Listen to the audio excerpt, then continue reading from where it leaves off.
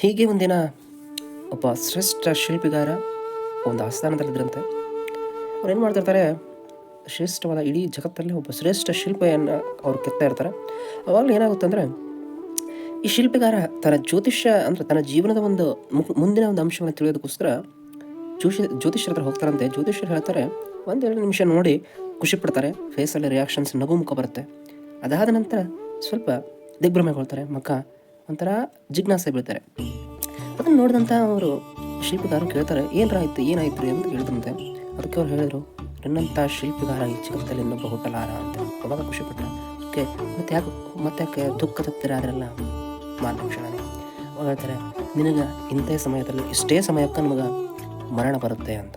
ಅವಾಗ ಏನಾಗ್ಬಿಡ್ತಾನೆ, ಹೌದಾ ಎಂಥ ಸಮಯ, ಎಷ್ಟು ಗಂಟೆ, ಯಾವ ದಿನದಂದು ಬರ್ಕೊತಾನೆ ಹೋಗ್ತಾನೆ.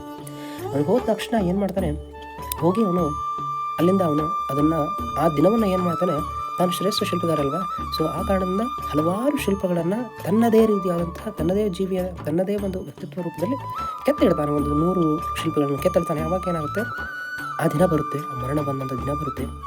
ಬಂದ ದಿನಕ್ಕೆ ಯಮನ ಒಂದು ಹಿಂಬಾಲಕರಿರ್ತಾರೆ, ಅವ್ರು ಹೋಗಿರ್ತಾರೆ ಅವ್ನು ಕರ್ಕೊಂಬರೋಕೆ. ಯಾಕಂದರೆ ಅವನು ಟೈಮ್ ಆಯಿತು, ಇನ್ನು ಭೂಲೋಕದಲ್ಲಿ ಇರ್ಲಿಕ್ಕೆ ಅವನು ಅಸಮರ್ಥ ಅಂತೇಳಿ. ಅವಾಗ ಅದು ಕನ್ಫ್ಯೂಸ್ ಆಗಿಬಿಡುತ್ತೆ. ಯಾಕಂದರೆ ಇಲ್ಲಿ 100 ಜನ ಅದೇ ಥರನಾದಂಥ ಶಿಲ್ಪಗಳಿವೆ. ಆ ಕಾರಣಕ್ಕೆ ಏನು ಮಾಡಿದ್ರೆ ಕನ್ಫ್ಯೂಸ್ ಆಗ್ತಾರೆ, ಇದನ್ನು ನಮ್ಮಂದಾಗಲ್ಲ, ಸ್ವತಃ ಯಮನ್ನೇ ಕಳಿಸ್ಬೇಕು. ಹೋಗ್ತಾನೆ, ಯಮ ಏನು ಮಾಡ್ತಾರೆ, ಯಮ ಹೇಳ್ತಾರೆ, ಹೀಗೆ ಆಗಿಬಿಟ್ಟಿದೆ, ನನಗೆ ಸ್ವಲ್ಪ ಏನಾದರೂ ನೀವೇ ಬಂದಿದ್ದನ್ನ ಮಾಡಬೇಕು ಅಂತ ಹೇಳ್ತಾರೆ. ಅದಕ್ಕೆ ಹೋಗ್ತಾನೆ.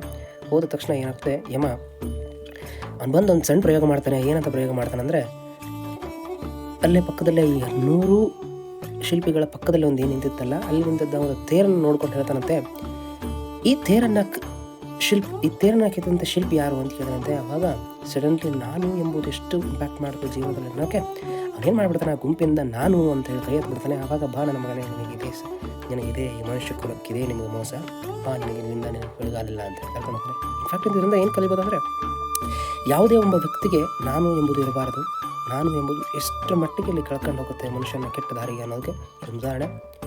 ನಮಸ್ಕಾರ.